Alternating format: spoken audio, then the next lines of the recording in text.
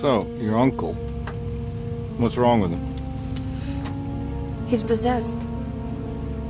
As in the devil? Something like that.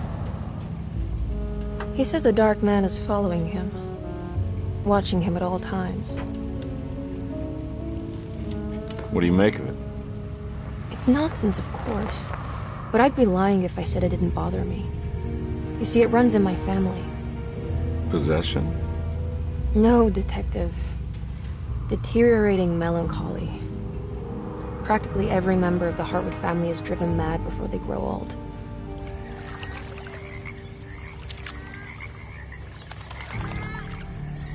But Jeremy didn't kill himself.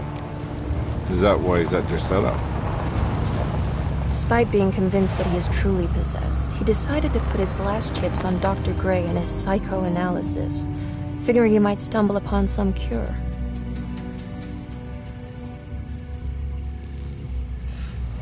You mentioned the letter. I received a disturbing letter from Jeremy accusing the staff and all the other patients of being involved in some cult. And now they are also out to get him. Could it be real? Or is it all just in his head? It's a story he tells himself, Mr. Carnby. Anything to avoid the truth. Which is? That we're all terribly insignificant. That people mean so very little to one another. That there is no one out to get Jeremy Hartwood because he isn't worth getting. Here we are.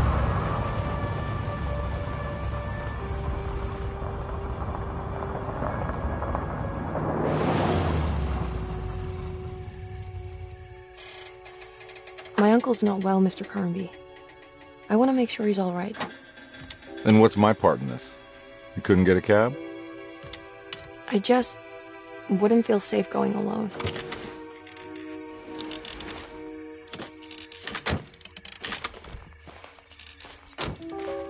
Did you bring a gun? Yeah. You think it'll actually come to that? No. But you might need to wave it around depending on how agreeable the staff will be.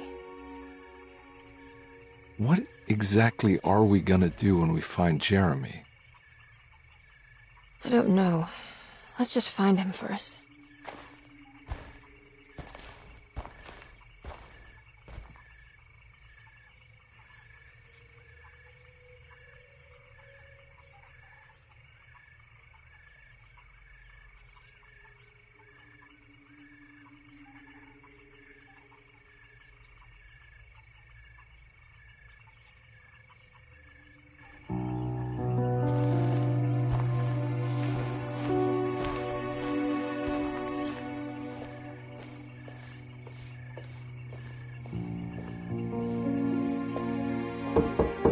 Hello?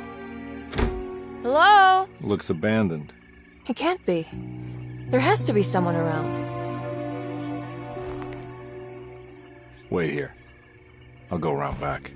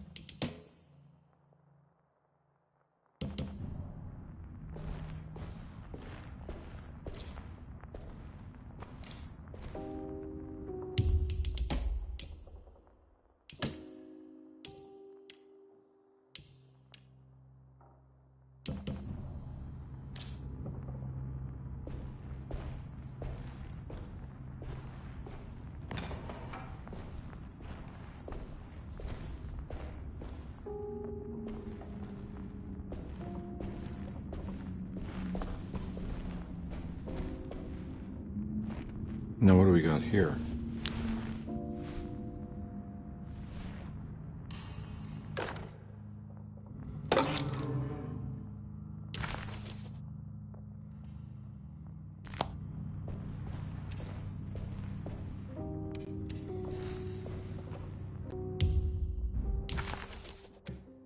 Deseto, the old plantation building, was ready to fall, but kept alive by some starry-eyed carpetbagger called Dr. Gray.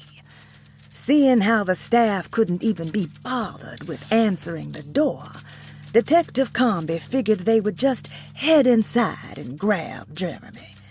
He just needed to open the front door for Emily first, so she could talk to her uncle.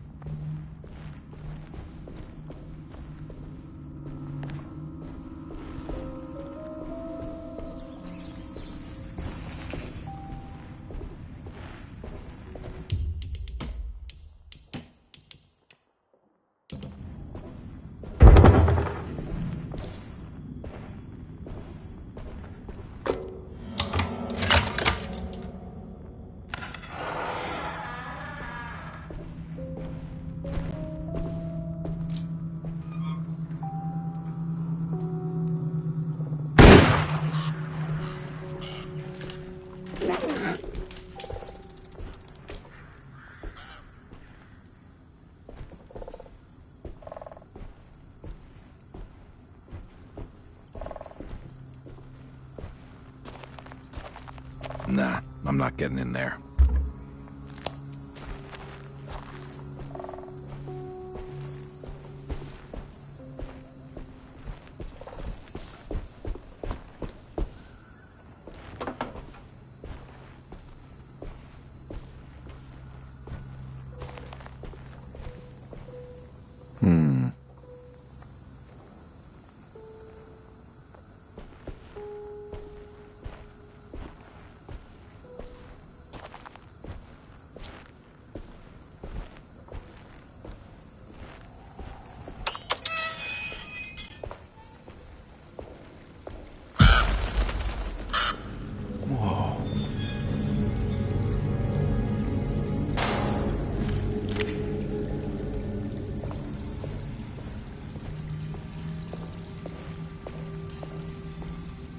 That's one big tree to fit inside a conservatory.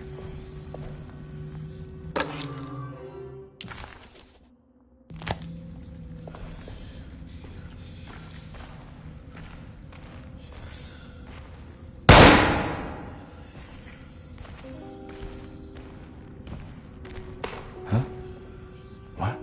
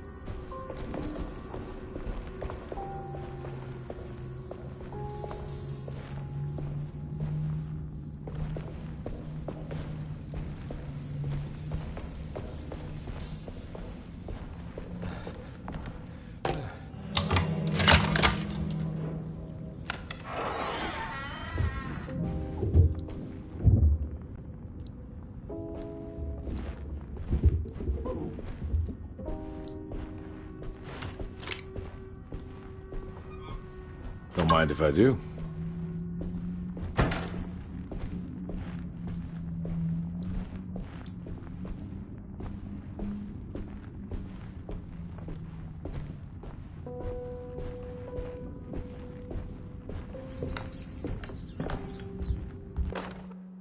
Every day your silence weighs a little heavier.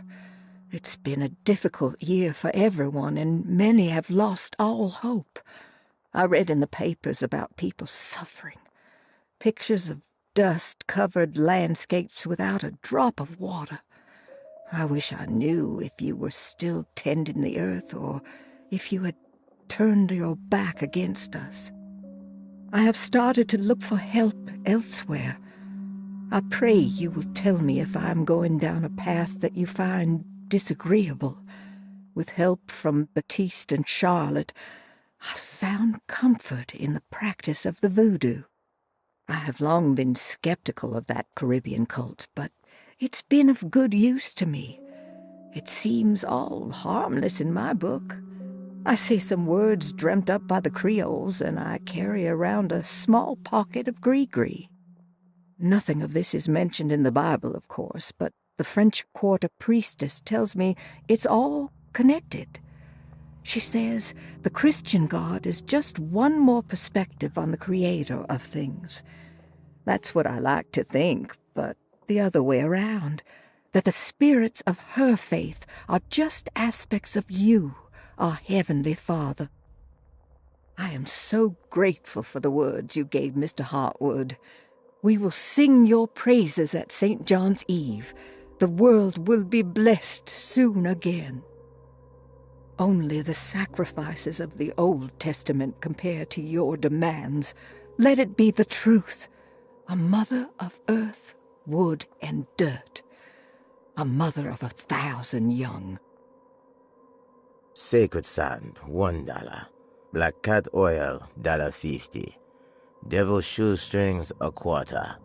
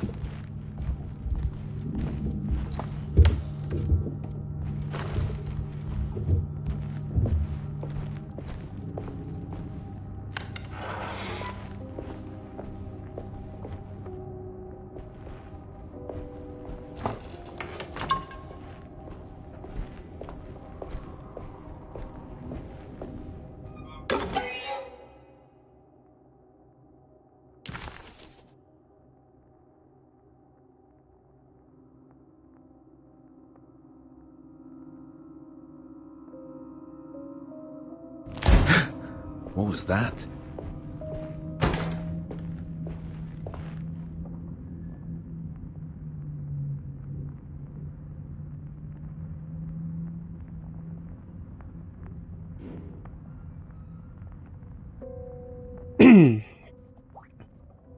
Что тебе от моего голоса, Жека?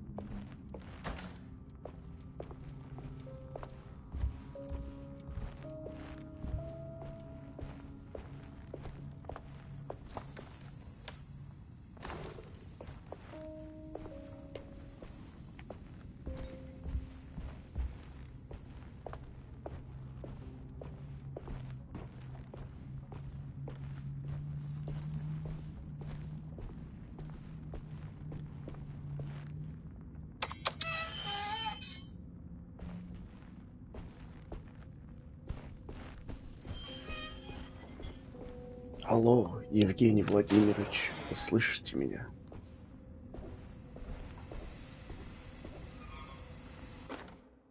Please do not touch the boiler. It is working after all. While the sabotage has caused a leak, only the decorative plate has been completely ruined. Let's wait for Mr. Chance to turn up and he can take a look at the leak. Mr. Waits.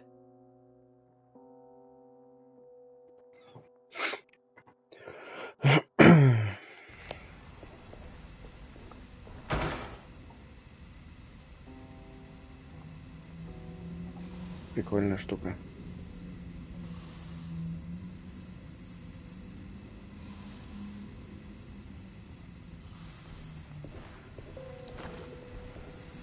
That doesn't look safe.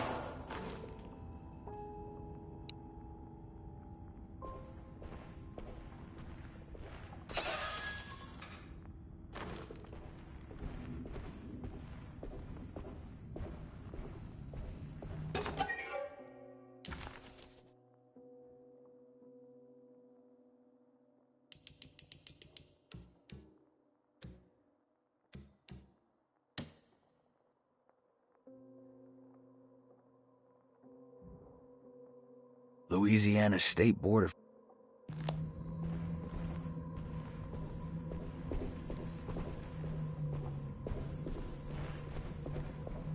I need the key.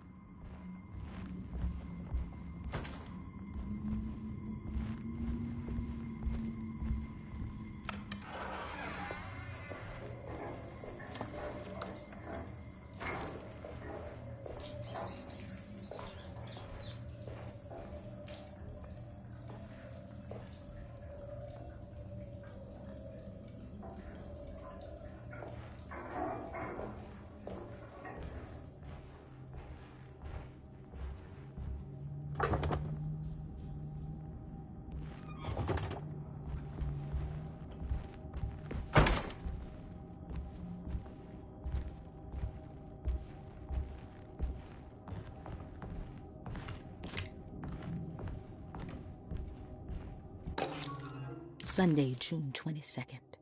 I spent all day looking for Jeremy. I should have cared for the others, but I'm scared that he will do something irreversible.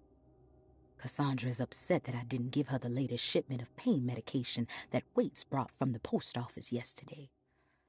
I would have given it to her, but the company didn't send a new key this time around, so the box is just sitting there on my desk. They must have figured we had plenty of their gimmicky keys by now. I only remember seeing one lately. Grace was playing with it inside the grand parlor. Unless it turns up by itself, it will have to wait. I have to figure out where Jeremy is. I think Jack knew something. That dog of his found a strange rot permeating the house. She's showing us, he said, like those blots and streaks of...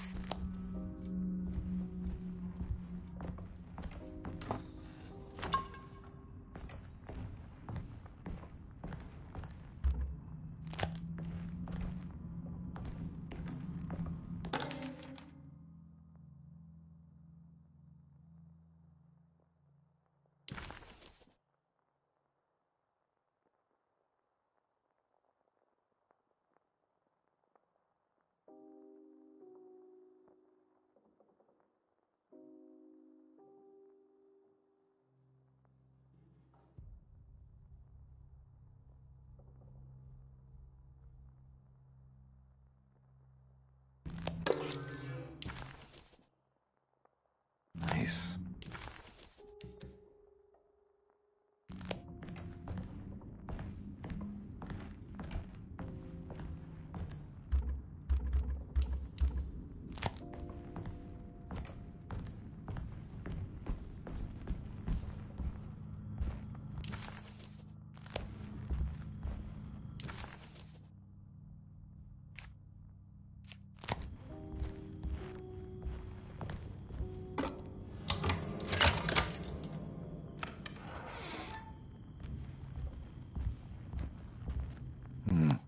I need the key.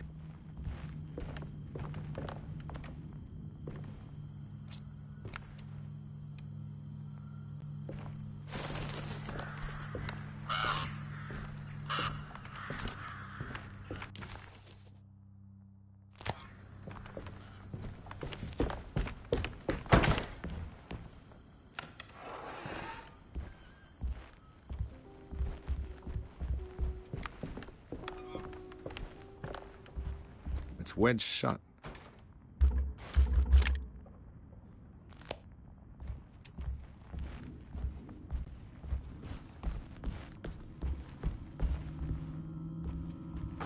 Looks important.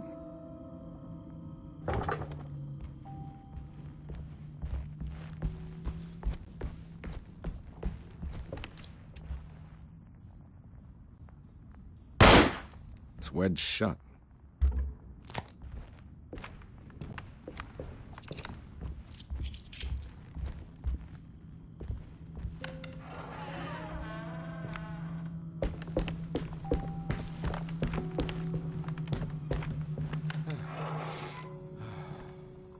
Oh.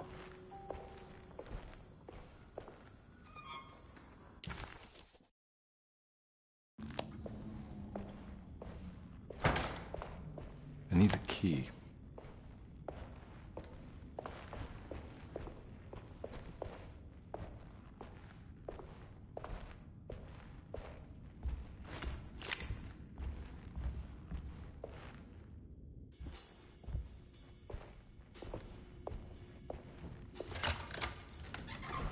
Thanks. What are you doing? Who are you? Whoa, pardon me, excuse me. My name is Edward Carnby, private investigator. I hope you don't mind we let ourselves inside. I do mind. This is private property. You can't just barge in here.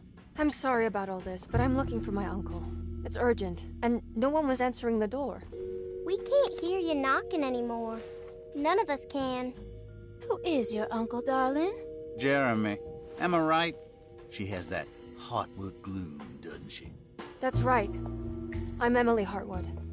I just came to make sure my uncle is all right. Well, he is unavailable right now. You will have to come back another day. Unavailable? How? Is he sleeping? We can wait. He's lost. Don't I know you from somewhere?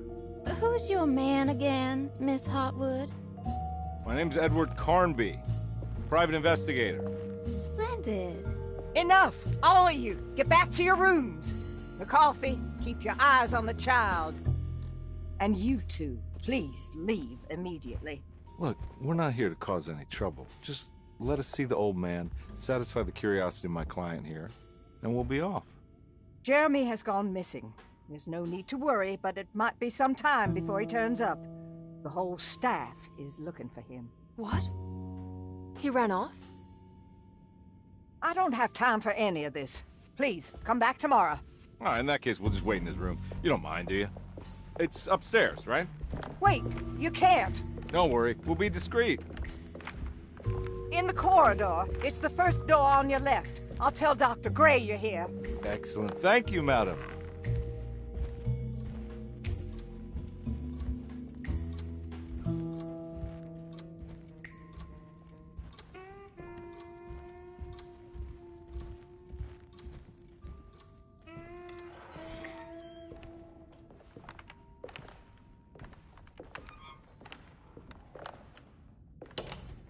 All right, here we are. Let's look around. See if we can dig up any clues.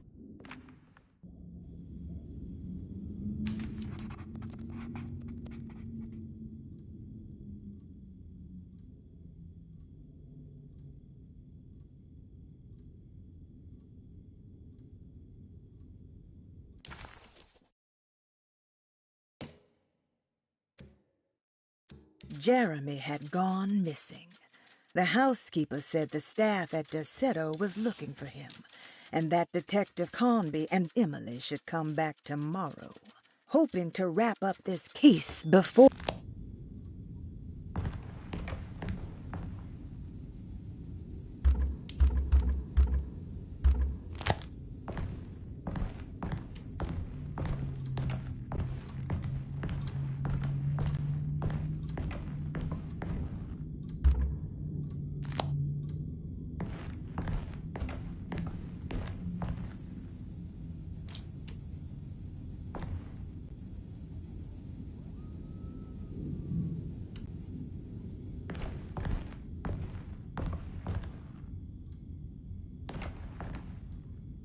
Anything important I should look out for?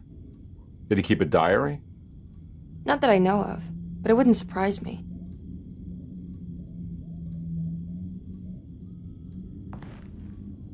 Quite the artist, your uncle. Paintings, sculptures. I don't know much about modern art, but he seems dedicated. Jeremy is a fairly well-known landscape painter in New Orleans. You've probably seen more of his work than you realize.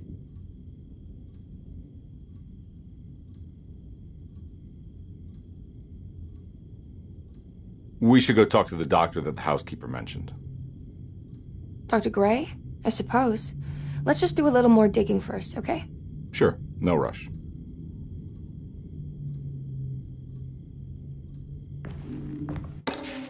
Every night the dark man stands opaque at the threshold of my room. counting the days until my spirit spills out of my tired shape. Only his pallid mask shelters my remaining sanity. Staring directly into the face of that demonic sultan would surely sunder time itself.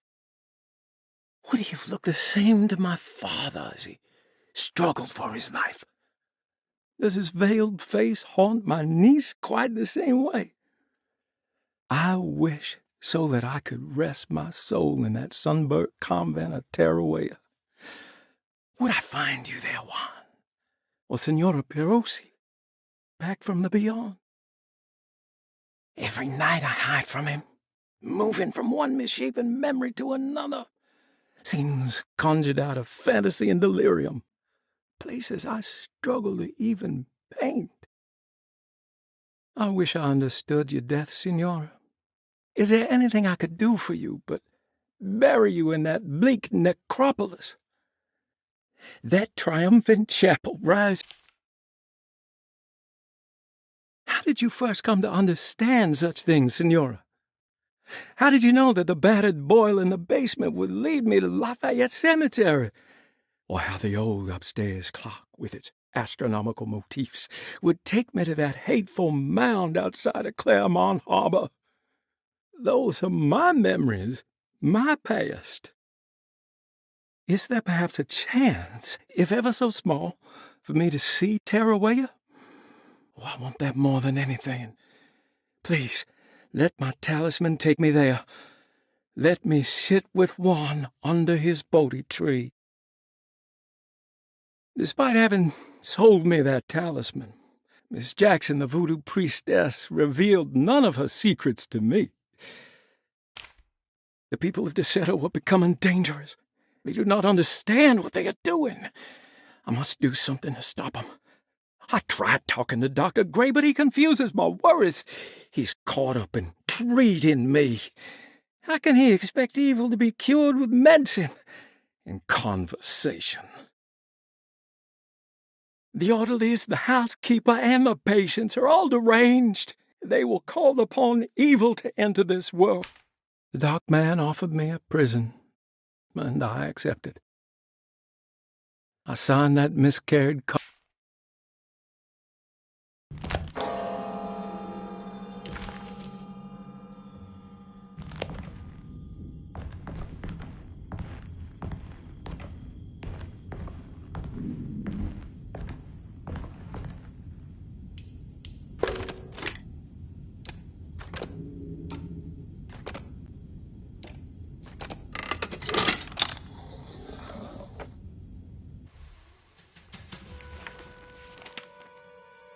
Hey, you know anything about this? Looks like some sort of talisman. No, I don't. Oh, help me out here, will you?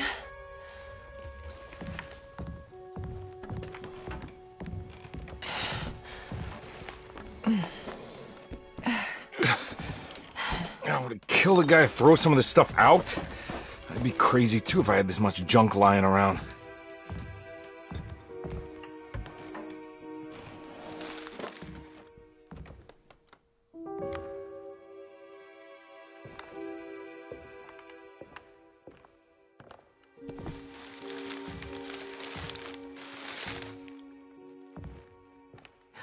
Oh, wow.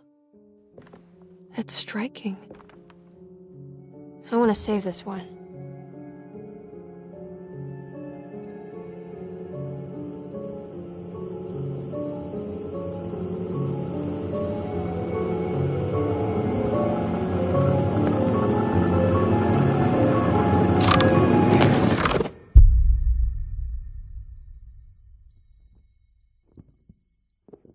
All right, come on. I want to go see Dr. Gray.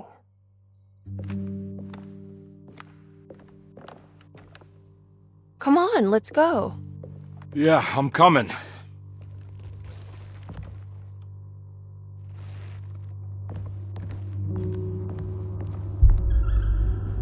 Miss Hartwood. Emily?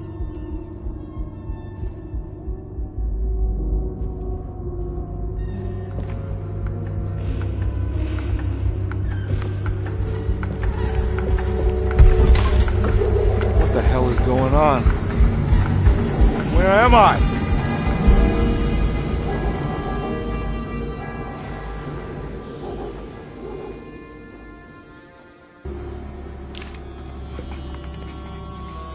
Detective Conde couldn't believe his eyes. The French Quarter scene before him was dark and sinister. The only sign of life he could see from Jeremy's balcony.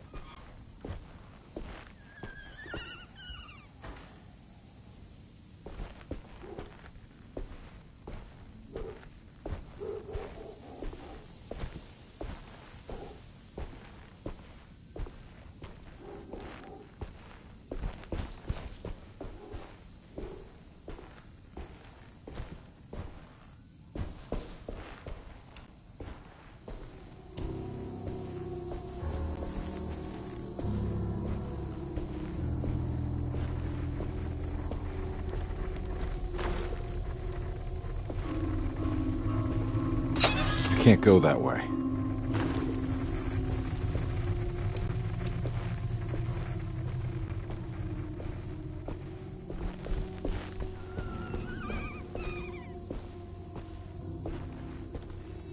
What the hell is going on?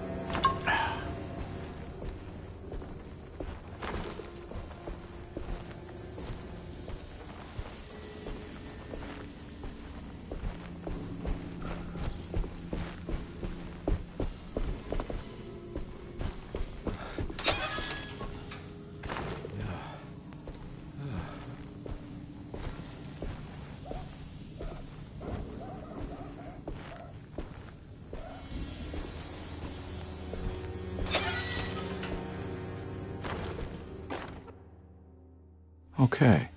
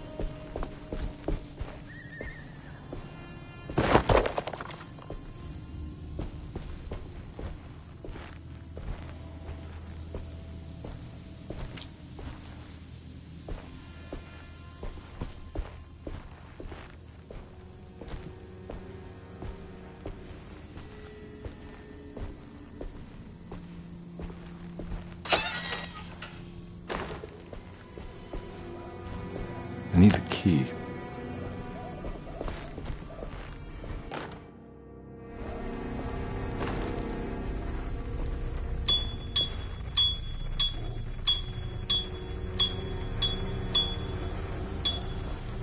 I can't go that way.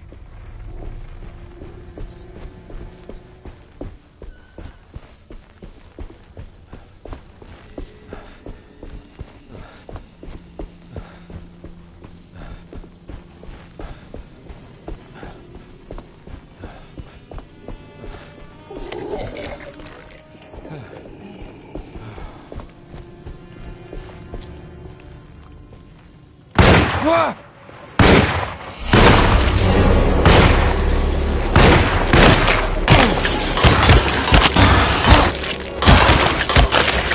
My weapon broke.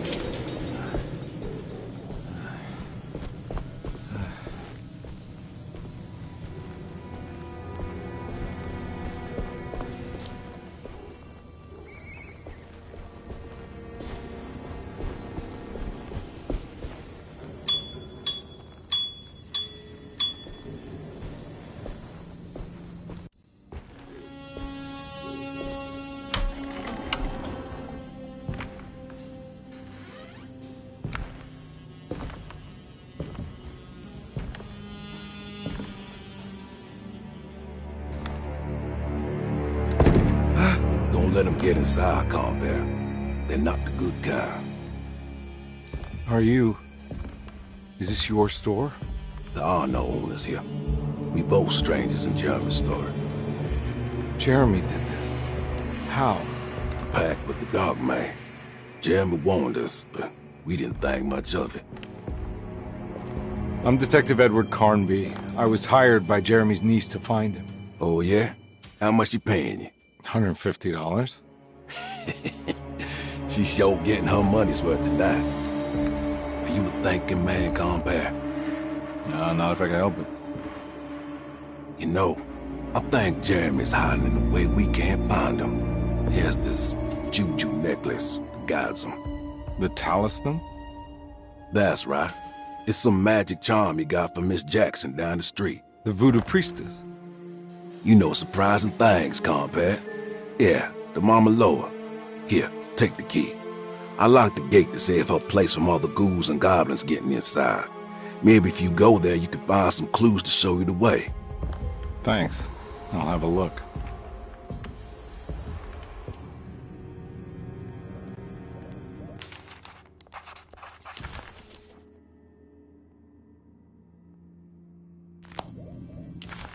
Detective Conby hesitated to buy into the stranger's explanation, but it was all he had.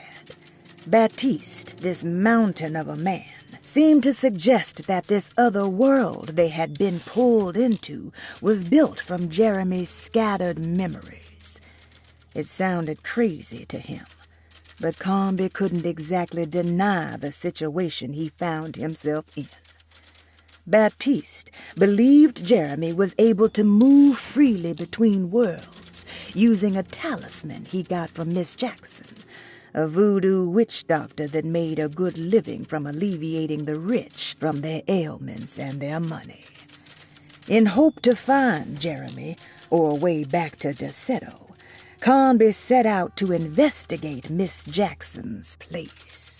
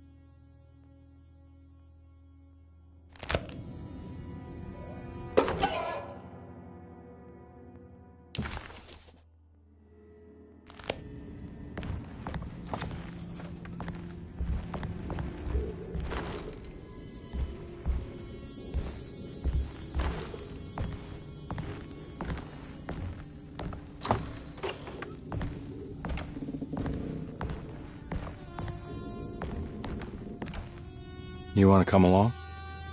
Nah, I'm gonna stay here for a while.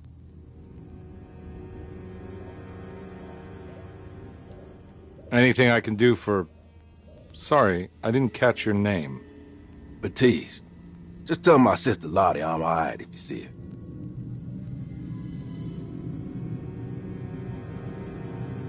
All right, I'm heading out. Be careful out there.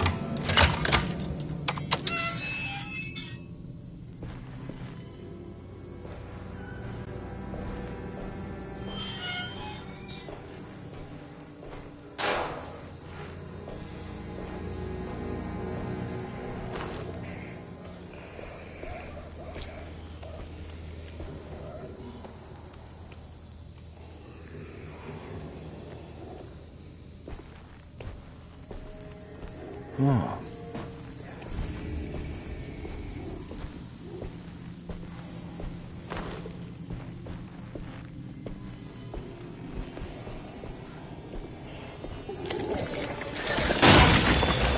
Ah!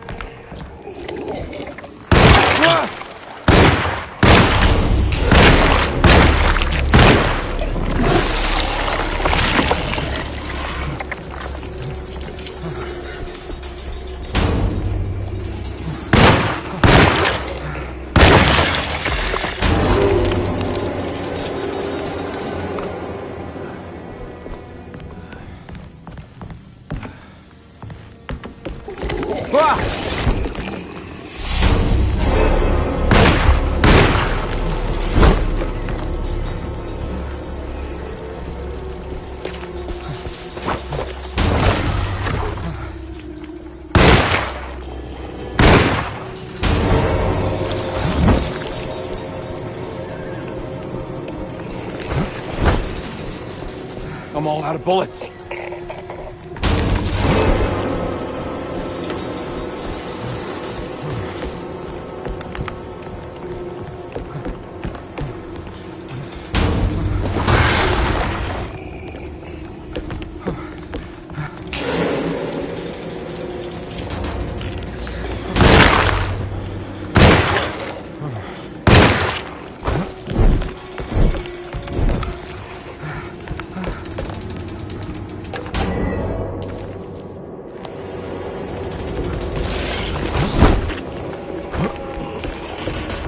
I'm all out of bullets.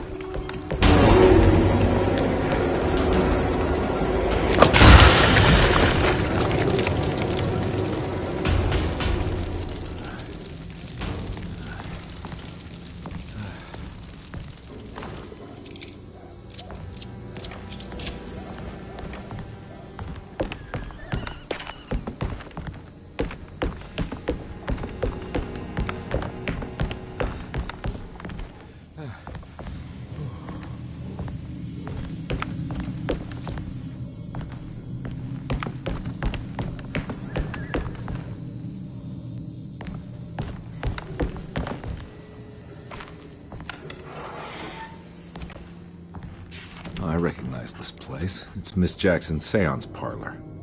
Let's see if she's got any information on Jeremy's talisman. He recognized this place. It was Miss Jackson's seance room. The last time he was here, he had been trying to figure out the significance of wasps' nests and horsehair wrapped up in red silk. An image of a dead woman stabbed with hatpins flashed inside his mind. Conby shuddered. This was no time to dwell.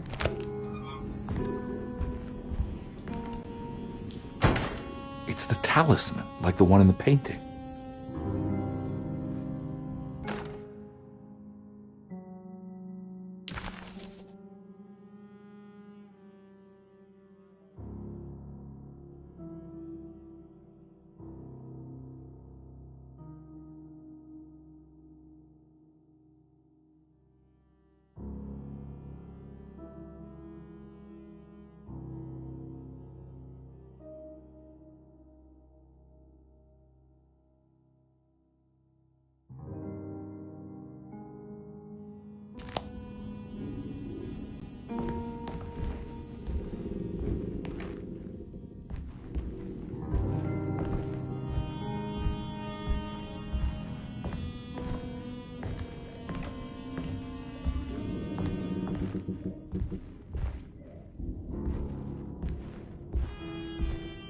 I think it's meant for the talisman.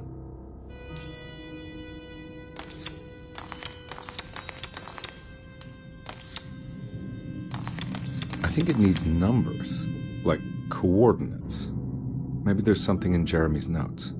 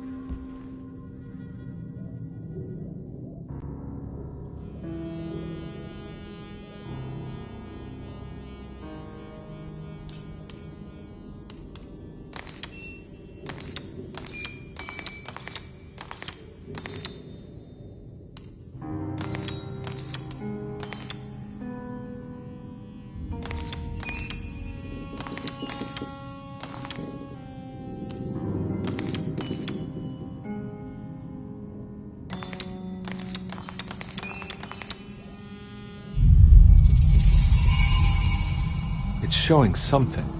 A place? Where is that? Huh.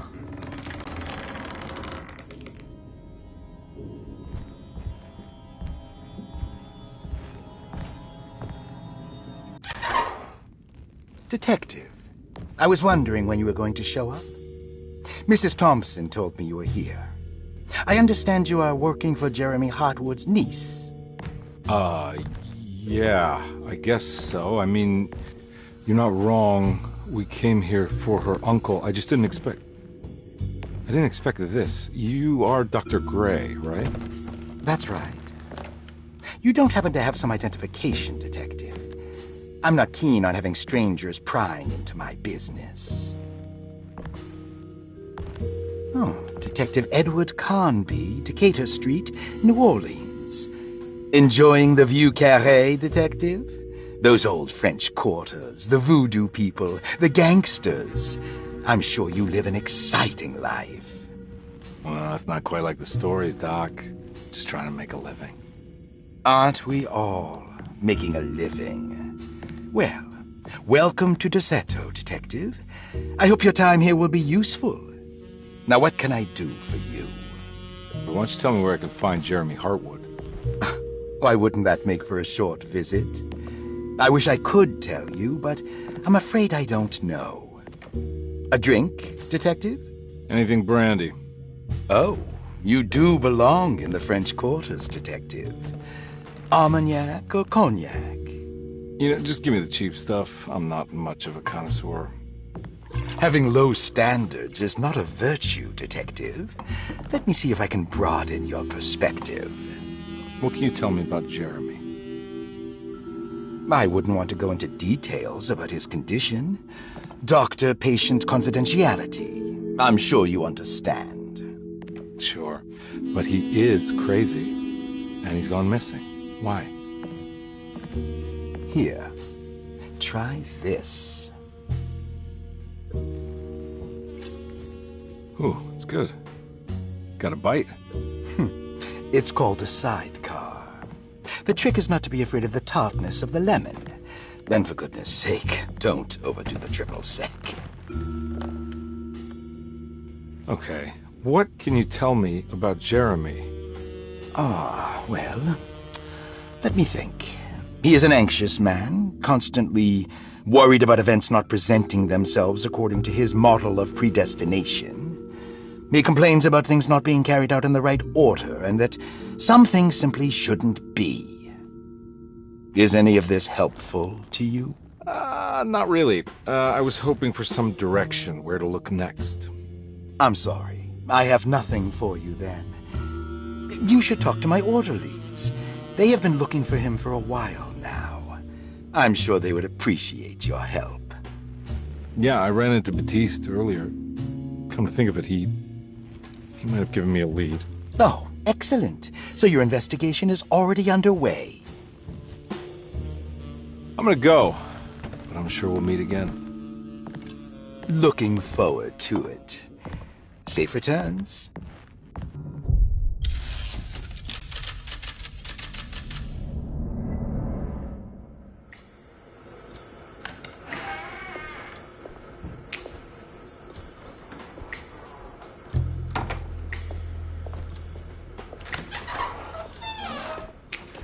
Detective Carnby,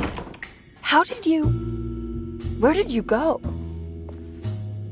I was just talking to Dr. Gray. You disappeared. No, it's not what you think. Have you found anything strange going on here? Yes. Everyone is being incredibly evasive and I can't figure out why. No, I mean something you can't explain. Paranormal, even. Detective, I really need you to get yourself together. I can't do this alone. Forget it. I'll figure it out.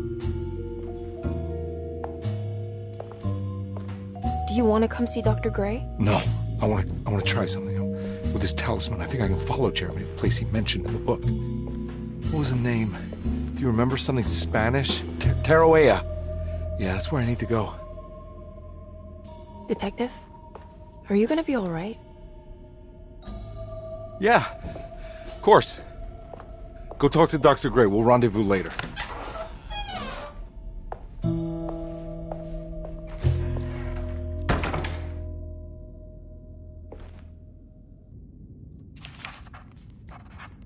This talisman brought me back from the French Quarter in the blink of an eye. If Jeremy can travel so easily, then he could be hiding anywhere, even Tarawea. If he can do it, so can I. I just need to figure out how the talisman works.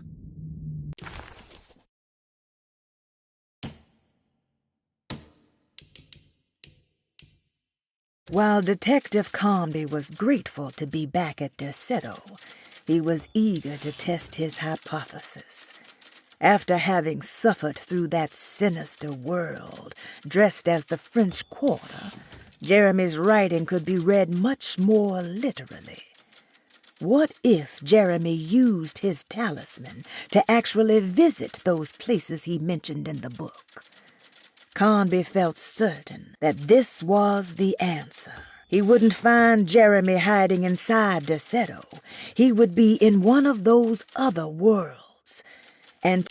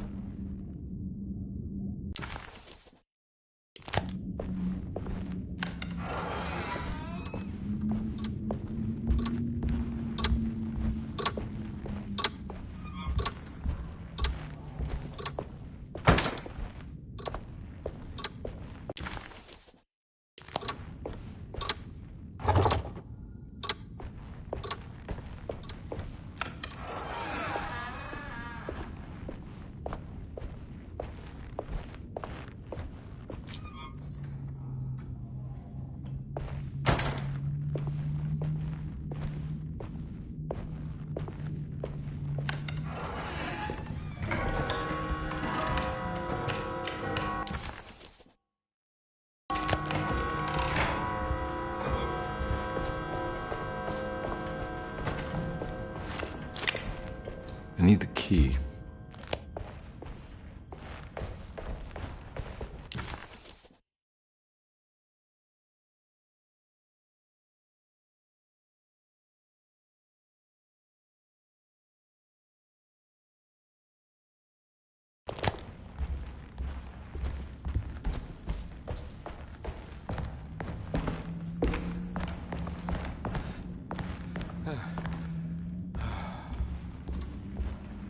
Oh.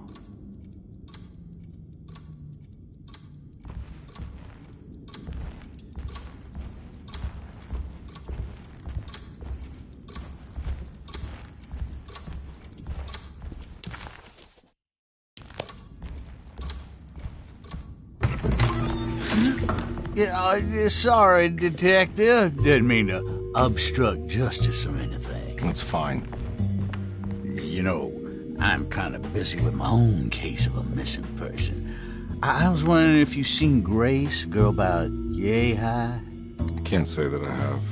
Why are you asking? Well, I'm looking for her. Is she in trouble? No. She's just hiding somewhere. But we can't have a rascal like that running around unchecked at a time like this, you understand? Well, I haven't seen her. Well, let me know if you find her. I'll be around. I'll keep an eye out for your man, Jeremy. You scratch my back, Detective, and I'll scratch yours.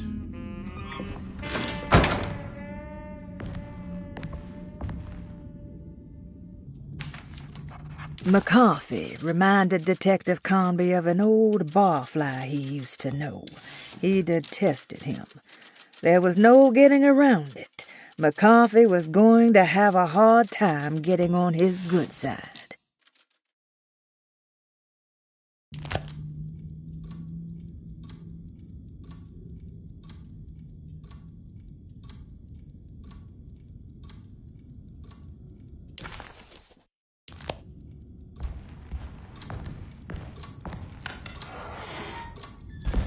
It's stained.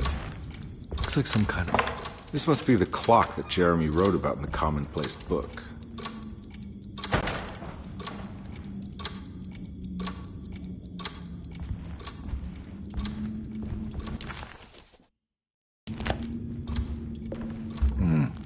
I need the key.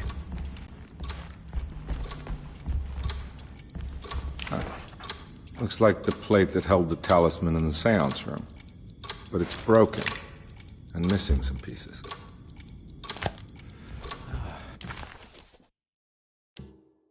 If it wasn't for the collection of peculiar statues, the old astronomical clock would draw every eye in the room. To Conby, it wasn't the intricate clockwork that stood out, but the odd-looking plate on the inside. It reminded him of the ritual bench in Miss Jackson's seance room, where he had manipulated the talisman to open a door back to Deseto. He wanted to try to replicate the procedure, but found that the inner part of the plate was broken.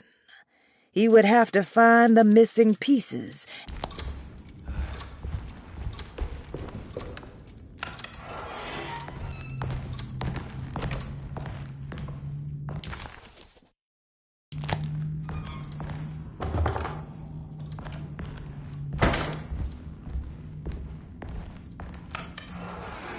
Looks like everything's back to normal here.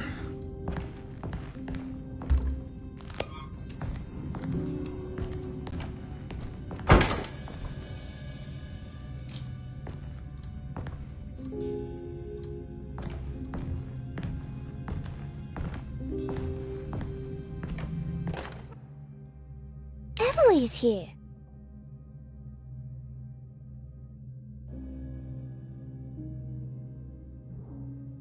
Emily's here.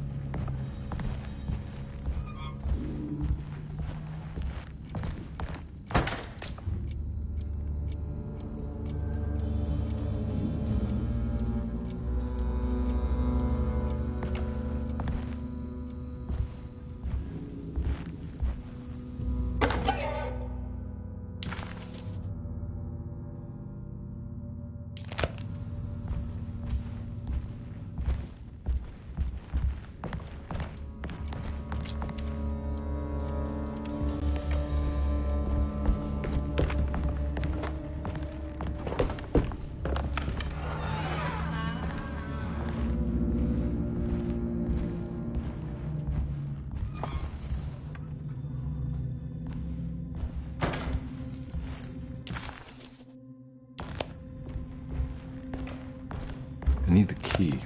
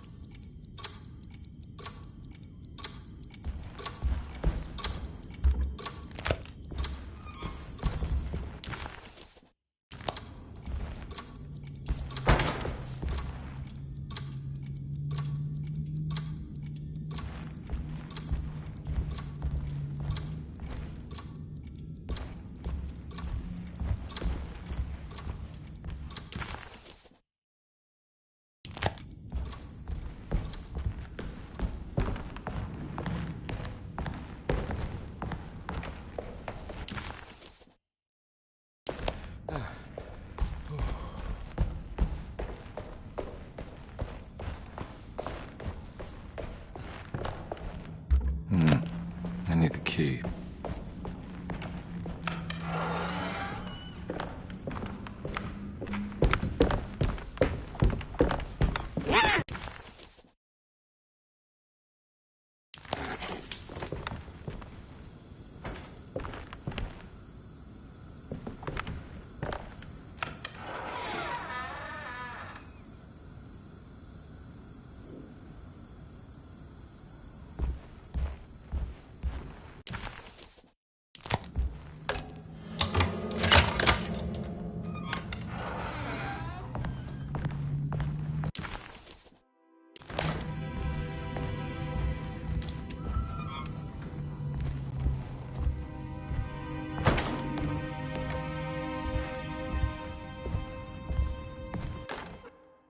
Lost Plantations of Louisiana, Thierry Briclot, 1917.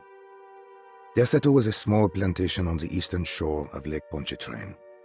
The land was considered difficult for industry and was sold for only $30 to Elijah Pickford in 1818. Pickford employed hundreds of workers from nearby New Orleans to clear the woods and build a small plantation mansion facing the lake with a striking Greek Revival temple facade. Derceto kept a modest production of barrique tobacco and indigo that persisted up till the Civil War. During the antebellum era, Derceto was the source of many rumors concerning voodoo and witchcraft. People who traveled the lake reported seeing people dance at night in front of bonfires, bleating and wailing. On June 17, 1862, Captain J.W. Norton of the Union Army recounts leading a raiding party from ships anchored in Lake Pontchartrain in order to seize control of Derceto and free the slaves working there. The captain was surprised to find the workers fighting back with unprecedented zeal. Norton's account describes these men and women as enraged with fanaticism. Pickford reportedly tried to placate the raiders, but was shot in the confusion. Captain Norton left the mansion burning and retreated to his ships with his men. Derceto was left in ruins for several decades. The ownership of the land was long disputed and returned to the Ledoux family in 1901.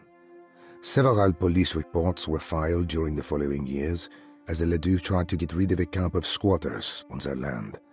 The police made several visits to remove the trespassers, but the people kept returning. On November 1st, 1907, Inspector Legras of the police charged a deadly attack in order to save several children kidnapped by the squatters. Many were killed, and even more were jailed. The following year, Ledoux rebuilt Derceto, incorporating the surviving stone foundation and adding a magnificent wrought iron conservatory. The farmland had been reclaimed by the surrounding woods, so it was no longer profitable to use as a plantation. Instead, the house was turned into an artist's colony. The Astarte Artist Colony was a successful group of artists, including figures such as painter Heinrich Cassel and poet Nora Keith. The group was also known for their beloved Mardi Gras crew called the Pirates of Pontchartrain. On September 29, 1915, a tropical hurricane tore through Louisiana, causing Lake Pontchartrain to flood New Orleans. Due to the remote location of Derceto, it took almost 2 weeks for outsiders to learn that the artists' colony was abandoned. The 12 residing artists had all vanished without a trace. The empty mansion of Derceto still stands on the shore of Lake Pontchartrain, with much of its temple facade intact. The Ledoux family currently has no intention of repairing the house.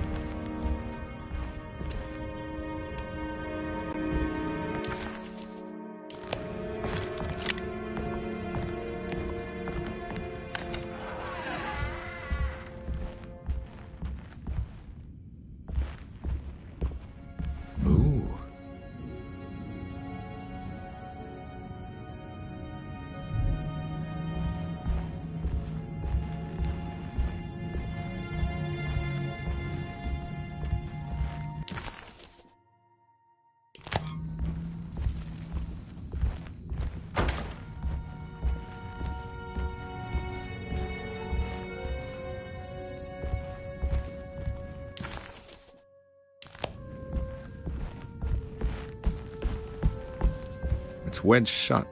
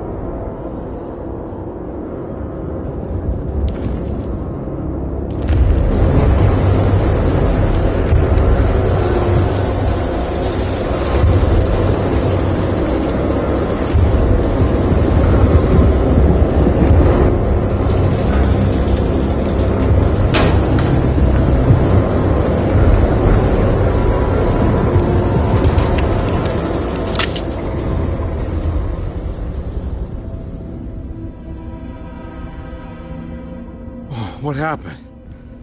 Everything's normal again? Right.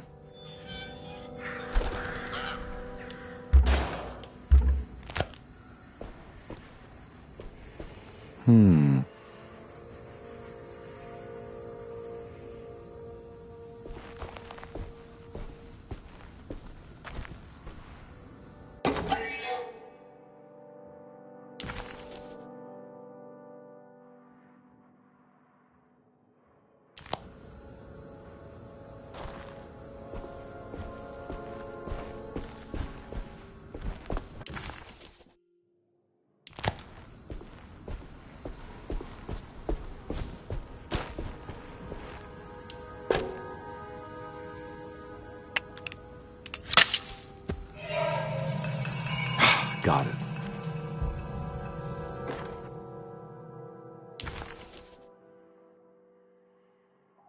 Nice.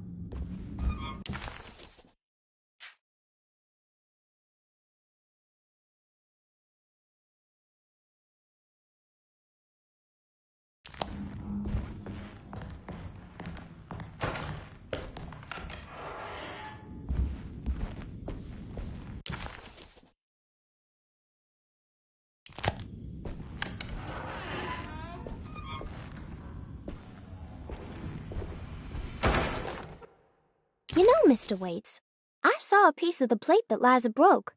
I think she's been hiding them. She's not very good at it. She just chucked it into the little room with all the tools behind the boiler. I left it there. I didn't want to embarrass her by picking it up while she was looking. We went upstairs instead and played backgammon. I let her win, because she's so unhappy. The piece looked like the one on display in Cassandra's room. You know about that one already, right? Or is your eyesight really that fuzzy? I hope you don't feel bad about your glasses. You only look stupid when you squint. Maybe if you had more eyes, you would see these things. I wish you had all the eyes you needed. Your best and favorite guest, Grace.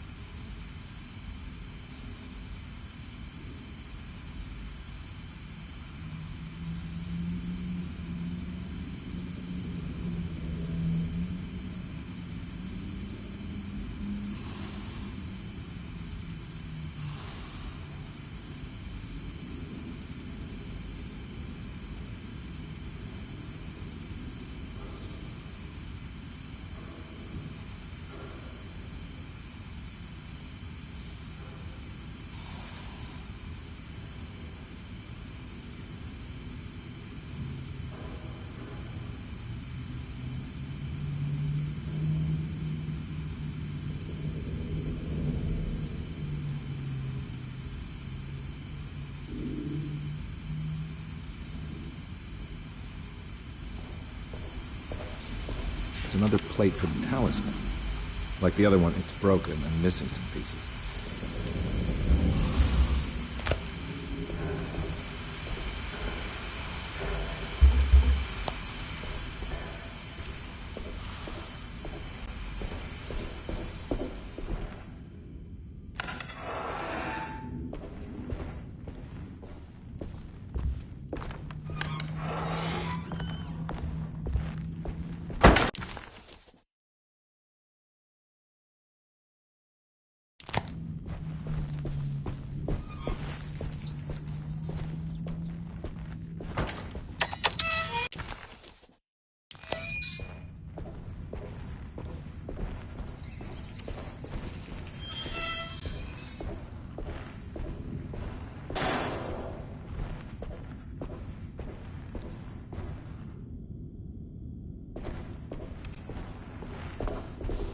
I need the key.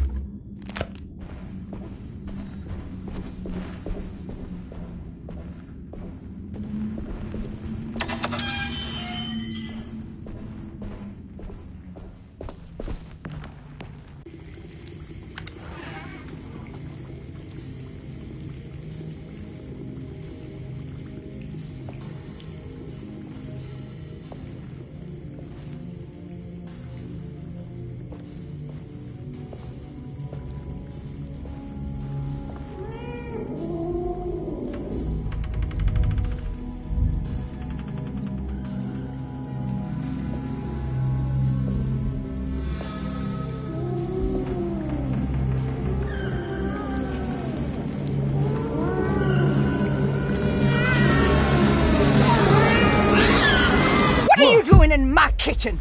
I assure you. No, I'm sorry. I promise you. Mr. Hartwood is nowhere near my kitchen, and neither should you be. Don't make me kick you out of this house. Sorry. Now get out!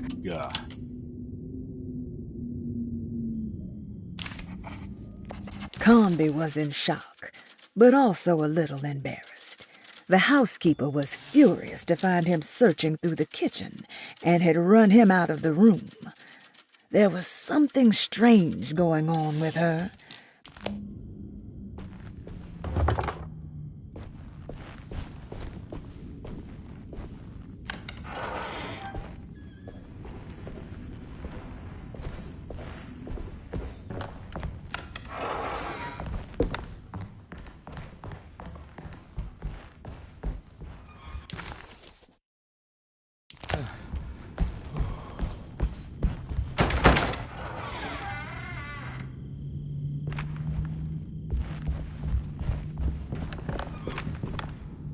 It's wedged shut.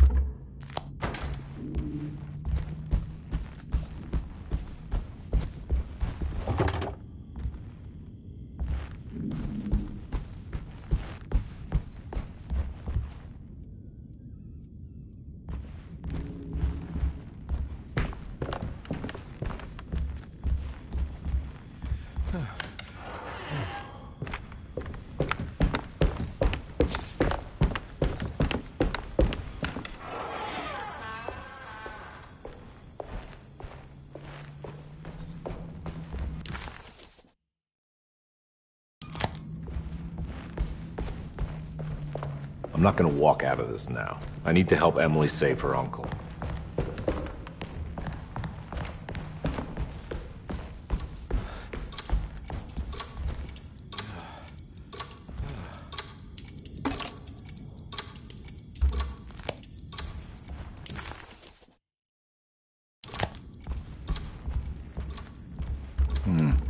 I need the key.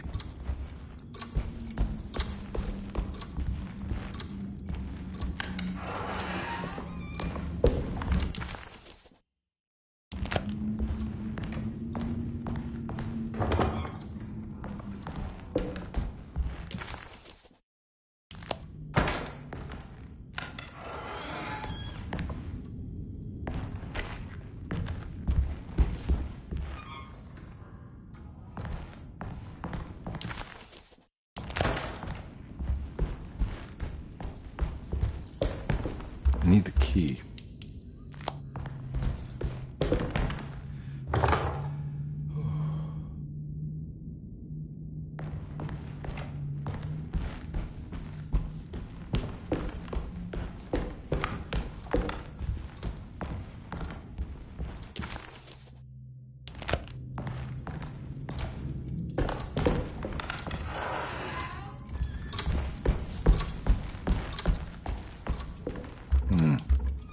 key.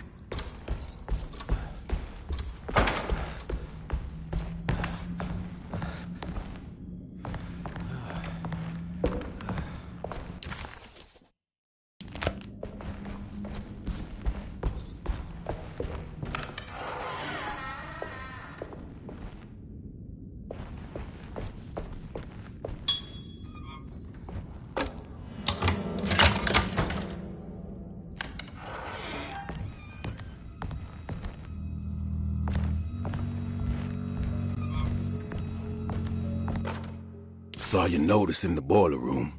You should know Mr. Chance won't be coming back. I got no business being in there myself, but you can take a valve from the wine cellar if you want to try to stop the steam pouring out. Be careful.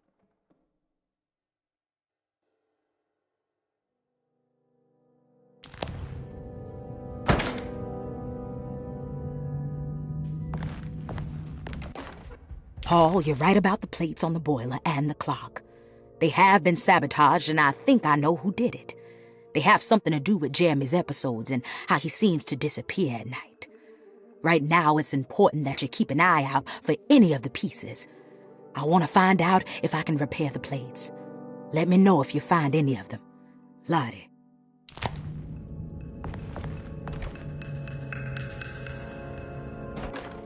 Dr. Elmore Lee Gray is DeSeto's chief doctor. Accounting and all administrative work is handled by me, Paul Waits. Magdalena Thompson, or Mags, is responsible for the household. Jean-Baptiste and Charlotte Tabois are responsible for keeping the guests' medical regimens in check. Finally, Jack Chance is our gardener.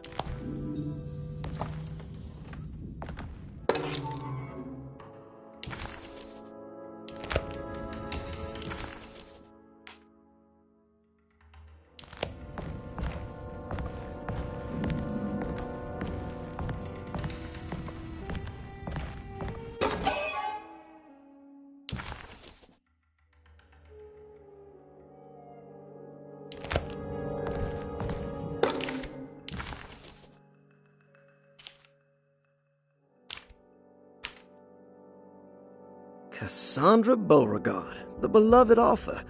Very exciting, isn't it? What do you want to put down for reason for admission?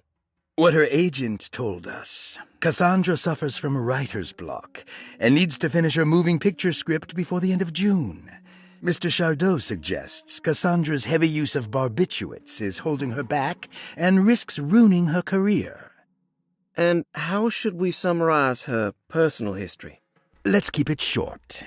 Cassandra Beauregard is a beloved crime author who managed to pull herself out of poverty and into stardom. 5 years ago, she tried killing herself by jumping off a balcony. The incident left her a cripple and now relies heavily on her wheelchair. And for diagnostic impressions? Cassandra suffers chronic back pain following her suicide attempt. She self-administers morphine to keep herself ambulant, but has become addicted and the desired effect is now lost. The drug abuse clouds her mind, and she is unable to focus on real life. To save herself from this insight, she instead makes up stories to fill out the gaps in her own thought process, resembling the Korsakoff syndrome. Oh, bravo, Doctor. How will you treat her? First of all, she needs to be weaned from her drug addiction, and hopefully it will resolve her compulsive lying. Then look into permanently numbing her pain in her back through surgery. Finally, deal with her suicidal thoughts. Grace Saunders, 11 years old. Reason for admission? The mother insists on strict supervision by a proper gentleman to avoid further perversion of Grace's adolescence. Personal history? Grace's family possesses modest wealth and status. Her childhood seems ordinary, spending most of her time with private teachers and family friends. Grace's father recently passed away, leaving her mother the sole caregiver. And diagnostic impressions? Grace has trouble dealing with her father's death. She is willingly suppressing her feelings on the matter and isn't properly acknowledging the trauma she suffered. Any planned treatment? Grace needs nothing out of the ordinary. She simply needs parental guidance. Eventually, we can work on her feelings toward her father. Malcolm McCarthy, 54 years of age. Malcolm McCarthy, 54 years of age. Reason for admission? McCarthy admitted himself to Dorsetto, stating simply that he needs some damn rest. And personal history? McCarthy claims he used to work as a lawyer in Baton Rouge, but says he can't go into details because of some legal dispute. His background remains largely a mystery, except for the occasional clue that he drops in conversation. Huh. And diagnostic impressions? McCarthy is an anxious man and an alcoholic. He often tells half-truths due to some deep-seated inability to trust other people. And how will you treat that? McCarthy will take some time to open up, spending time with Elisabetta Perosi, 33 years old? What should I put down as reason for admission?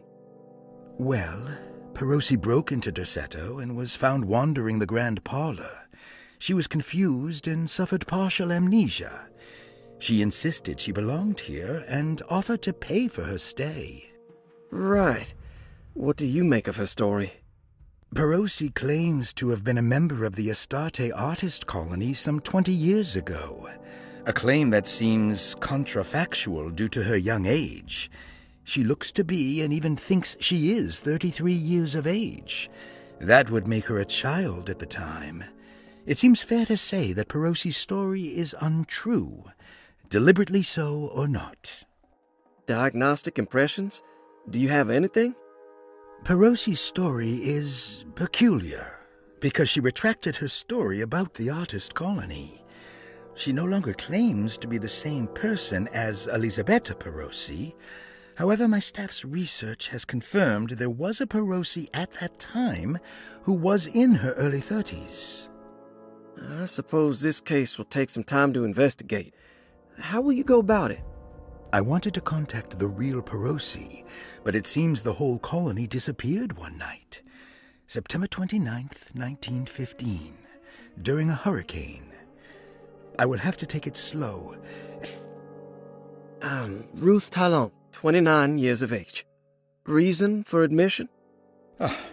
Ruth's father wishes that his daughter be removed from New Orleans nightlife for the foreseeable future. He fears that her overly free spirit is tarnishing the family's reputation. Sounds simple enough. Personal history? Ruth comes from considerable wealth. Her family owns several hotels and restaurants. Unlike the rest of the family, her sense of adventure has taken her around the world, including France during the Great War as a photojournalist. The last decade, she has provoked many rumors of being a debauched flapper, bordering on nymphomania. And diagnostic impressions? Despite her father's frivolous reasons for her to be admitted, Ruth does seem to provide an interesting case. She is refreshingly open and doesn't shy away from talking about her life during the war or her continuous celebration after returning to the States. She is admittedly a sexual deviant and feels no remorse. And her treatment plan? Simply staying at Dorsetto should do wonders for Ruth. If not, at least for her family's reputation. Looks like all the patients are accounted for, except for Jeremy. There's no way I can get into this thing. Better leave it alone.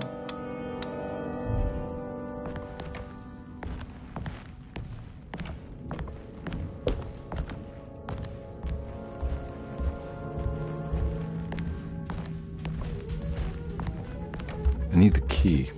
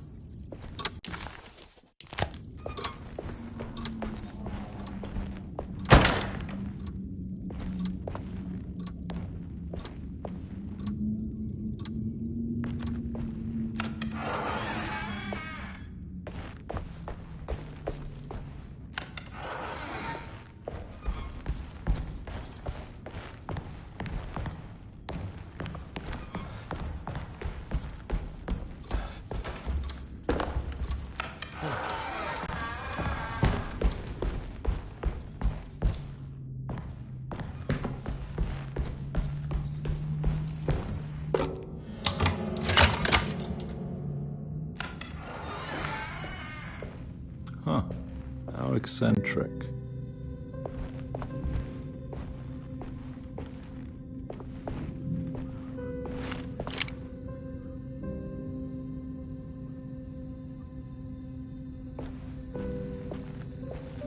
What are these symbols?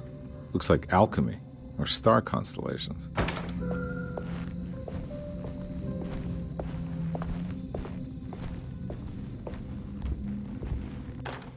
I did it! I crossed the thresholds to my intended destination without a focusing device. My talisman now knows these roads, and I have no need for the plates. I can find my way to Lafayette as easy as I find my own room. I visited the grave of my father and seen the oven waiting for me. Thank you.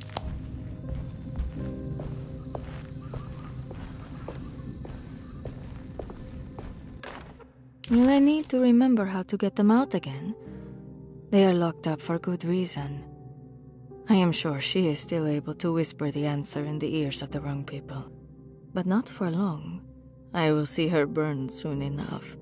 That black goat will be sacrificed to put an end to it all. Then it will all be over. No more Derceto, and sadly, no Astarte. The Astarte Artist Colony. I remember hearing about their disappearance. Must have been 15 years or more now.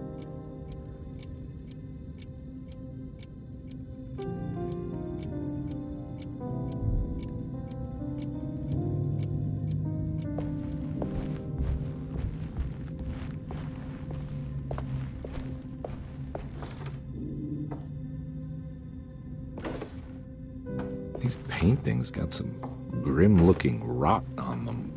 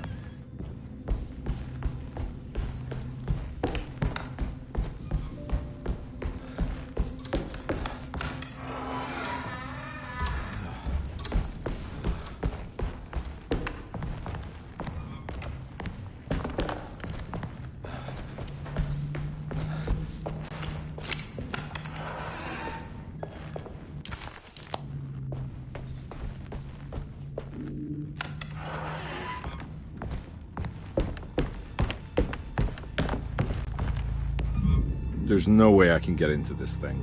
Better leave it alone.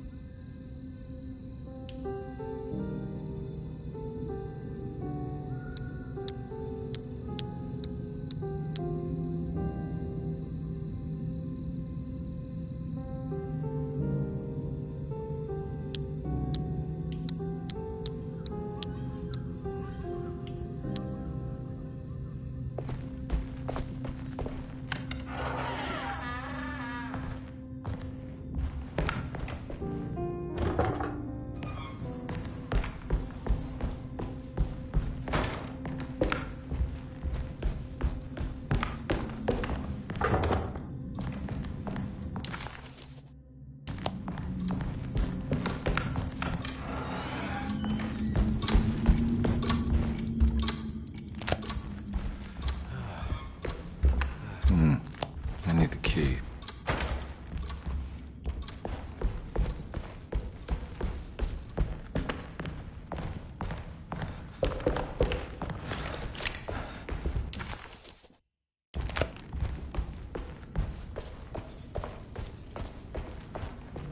I need the key.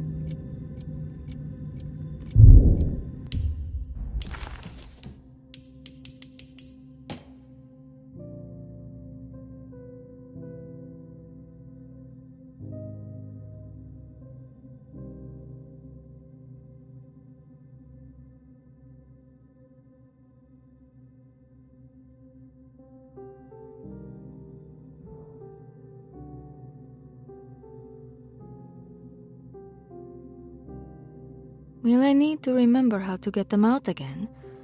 They are locked up for good reason. I am sure she is still able to whisper the answer in the ears of the wrong people. But not for long. I will see her burned soon enough. That black goat will be sacrificed to put an end to it all. Then it will all be over. No more Terceto, and sadly, no Astarte. Those good pirates of Pontchartrain. May you still sail the lake until you find the shores of Hali.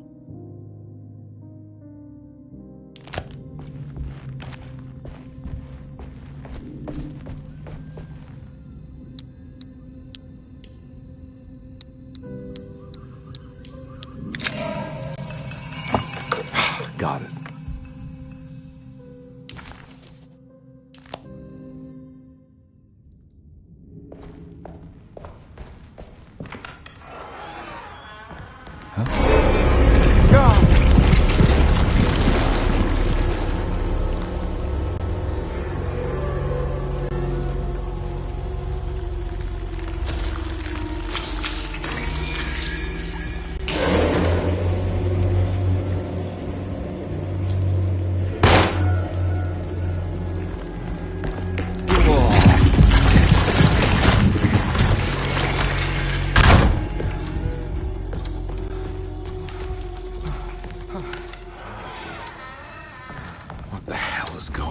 Detective Conby had a hard time understanding what had happened.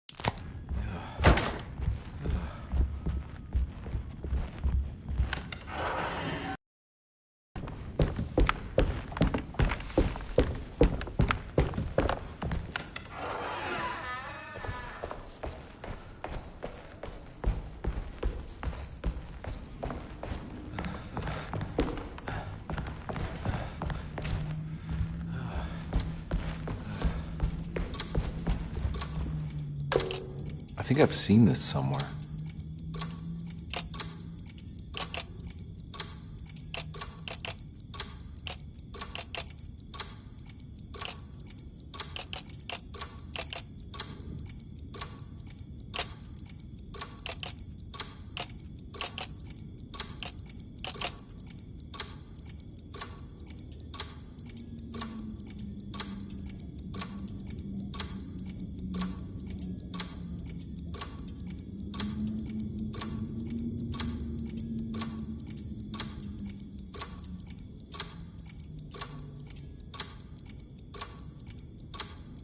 There was something in the commonplace book about this.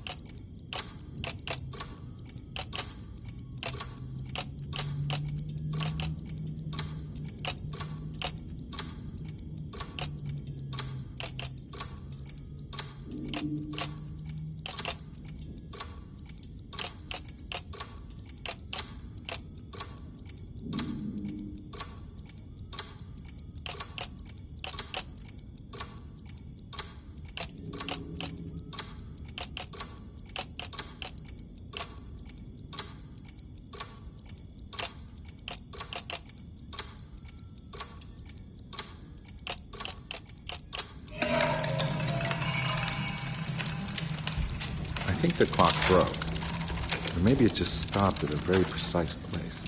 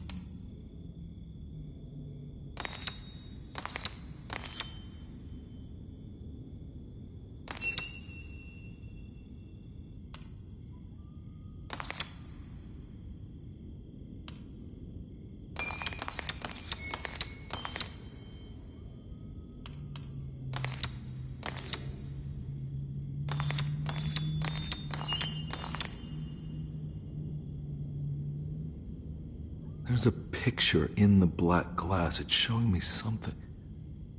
It's the hallway outside Jeremy's room.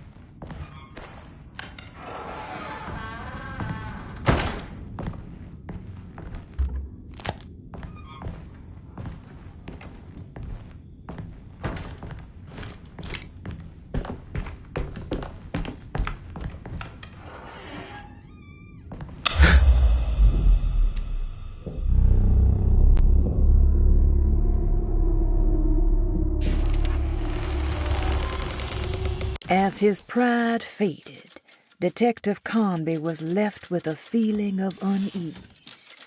He had successfully managed to enter a whole new world. How could this be, and why did he accept this so readily? One thing was clear. There were no answers to be found by standing around questioning reality. Knowing only what he read in the commonplace book, Conby headed off to look for Jeremy in the hateful mound.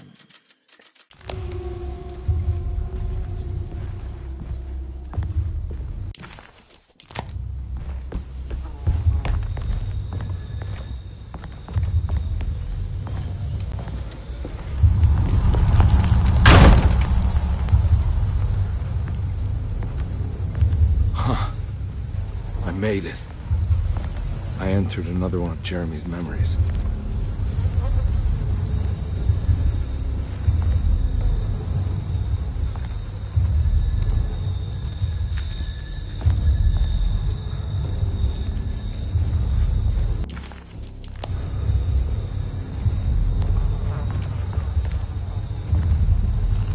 Ugh.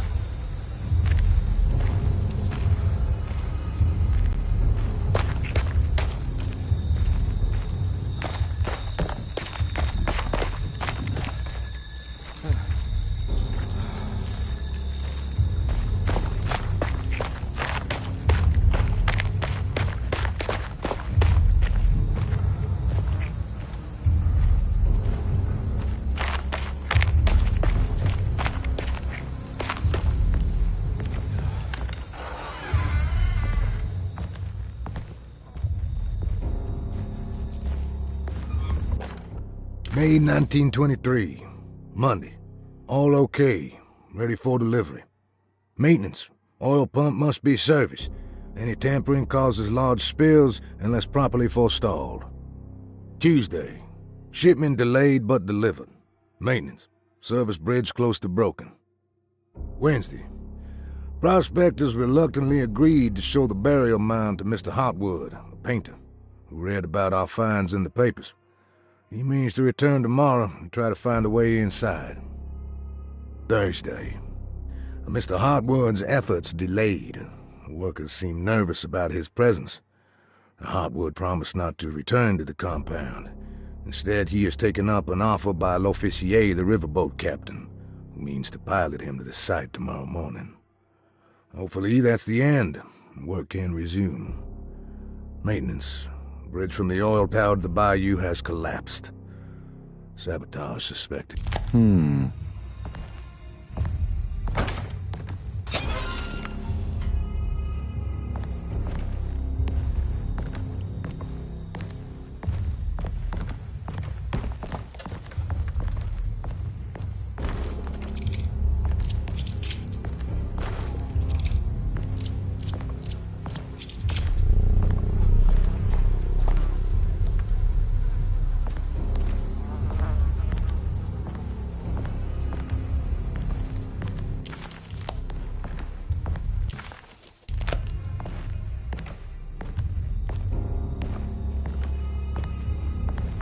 I need the key.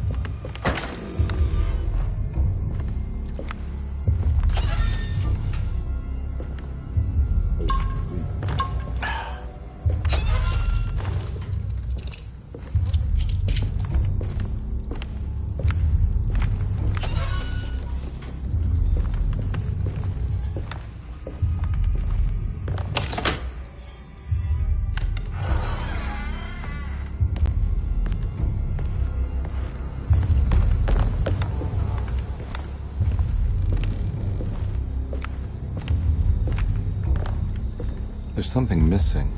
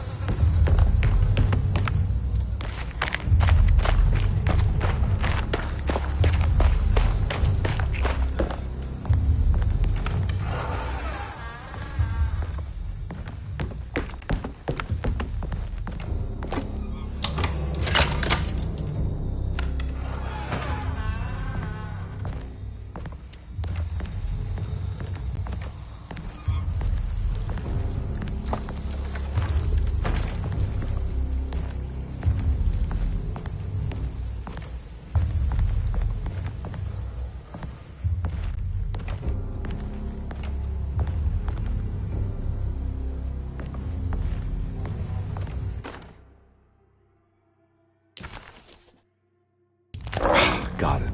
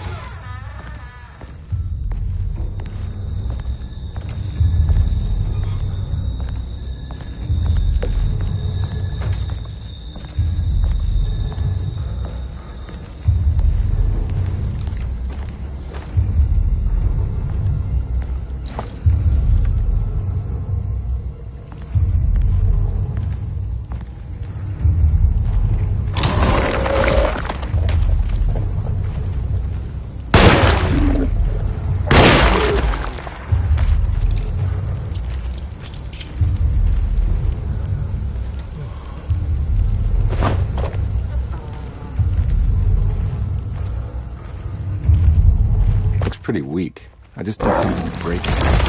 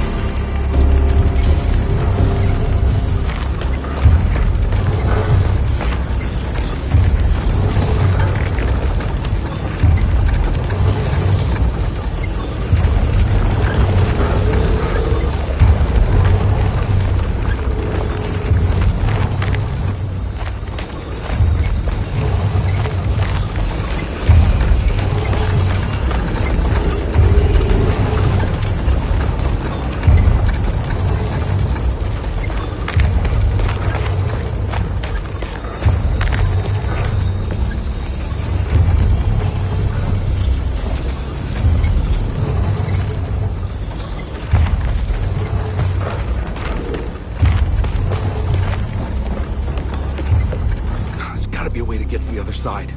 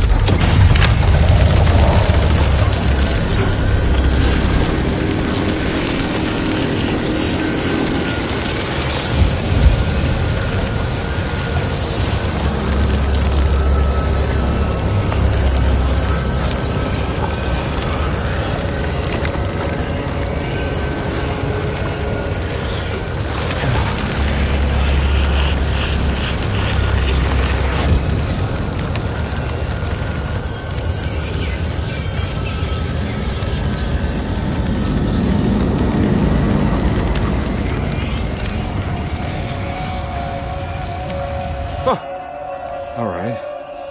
Now what?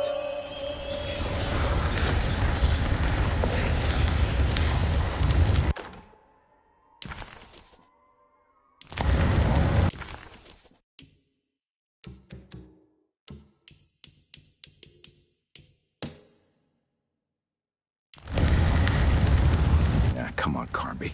Wouldn't you rather fall to your death than go up in flames?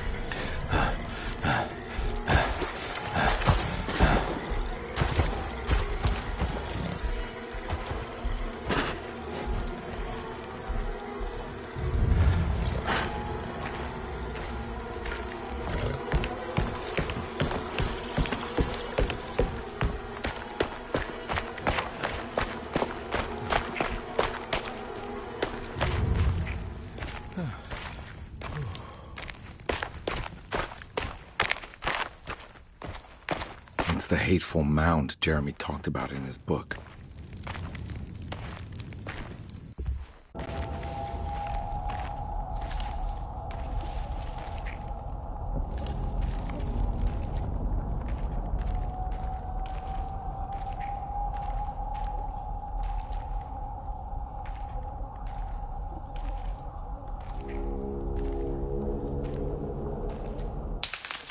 Don't come any closer. I'm armed. Get that thing out of my face. Who are you? What are you doing here? I'm just a detective trying to find something called Tarawea. You after Jeremy too? Why? I'm working for his niece. She wants to make sure he's alright. He might be unharmed, but far from alright. He's a curse upon Deseto. Here we go again. What?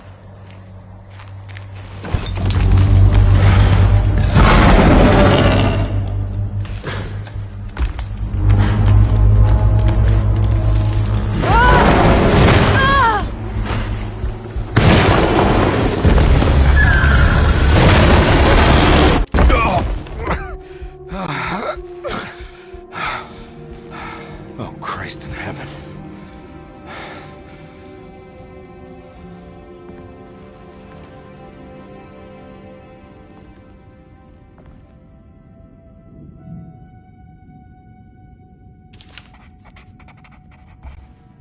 It was a bust.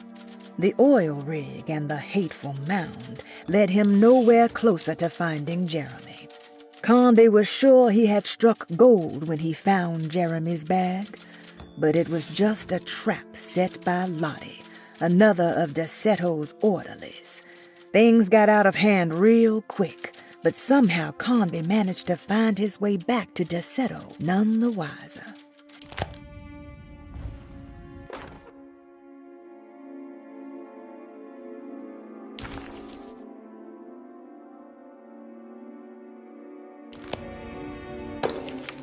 Reflections on the Power of the Verb in Certain Texts by Juan Luis Jorge. To act is in itself divine. Even the slightest movement of our hand is evidence of our soul in motion. Yet our free will is so easily overwhelmed by the dullness of everyday life. Our actions become rote and rigid in spite of luxury and comfort. True divinity is found in the choice of leaving the stage where we all perform. People who discover this freedom unexpectedly will be struck by the terror of this revelation and become paralyzed, or worse, turn to suicide. However, if you are able to weather that storm, you will discover that there is a divine path beyond that fear. There is a chance to dismount your destiny and make something new. Something that hasn't been planned for or predestined. There is difficulty in explaining this type of acting as it transcends our everyday choices.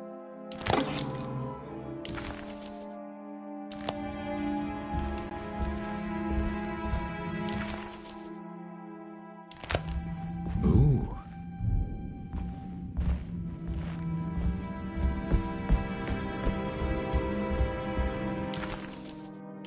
It's wedged shut. It worked.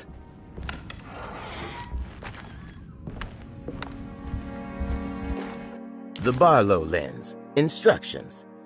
To double the magnification of your telescope, simply fit this Barlow lens to your instrument. Then operate the fine-tuners to adjust the distance between your lenses. This is easily done while looking through your eyepiece.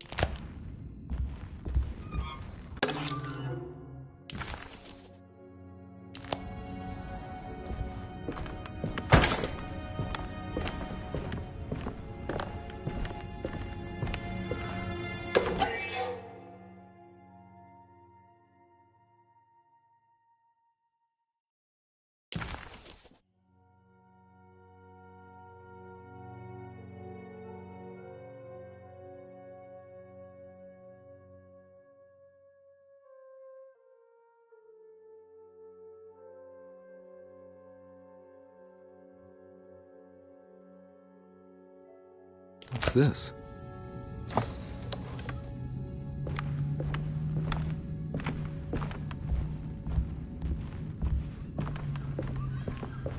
I don't think I have everything I need.